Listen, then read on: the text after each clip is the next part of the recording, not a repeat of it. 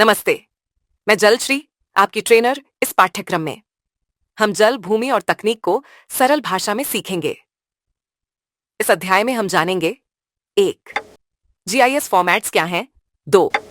Vector और raster में क्या अंतर है? 3. वेक्टर के मुख्य फॉर्मेट्स कौन-कौन से हैं? 4. रास्टर के मुख्य फॉर्मेट्स कौन-कौन से हैं? 5. और इनका व्यावहारिक उपयोग कहां-कहां होता है? तो सबसे पहले बात करते हैं जीआईएस फॉर्मेट क्या है। जीआईएस फॉर्मेट्स वो तरीके हैं जिनसे स्पैशियल डेटा को सेव, शेयर और यूज किया जाता है। ये डेटा दो प्रकार का होता है, वेक्टर और रास्टर। वेक्टर डेटा जैसे पॉइंट्स, लाइंस और पॉलीगॉन्स। रास्टर डेटा जैसे पिक्सेल्स या ग्रिड बेस्ड इमेजेस, जिनमें सैटेलाइट इमेजरी या डिजिटल मॉडल शामिल होते हैं। अब जानते हैं वेक्टर और रास्टर में क्या अंतर होता है।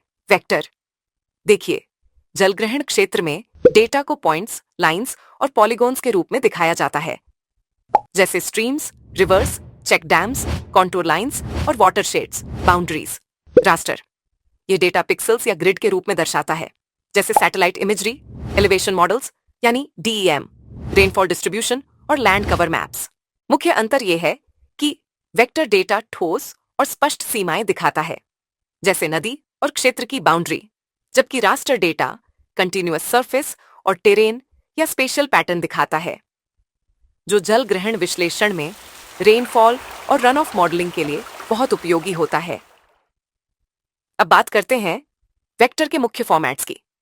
वेक्टर के मुख्य फॉर्मेट्स इस प्रकार हैं। 1. शेप फाइल, जिसे SHP लिखा जाता है। 2. जियोजेसॉन। 3. KML, KMZ यानी कीहोल मार्कअप लैंग्वेज। 4. GPKG, जिसे जियो पैकेज कहा जाता है। 5. DXF, जिसे ड्राइंग एक्सचेंज फॉर्मेट कहा जाता है।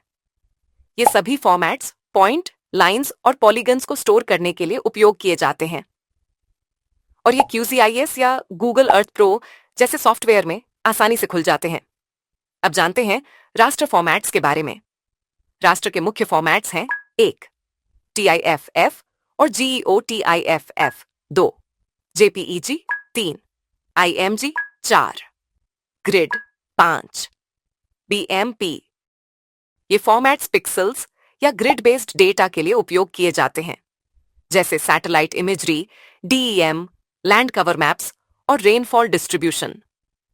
अब जानते हैं इनके व्यावहारिक उपयोग कहां होते हैं।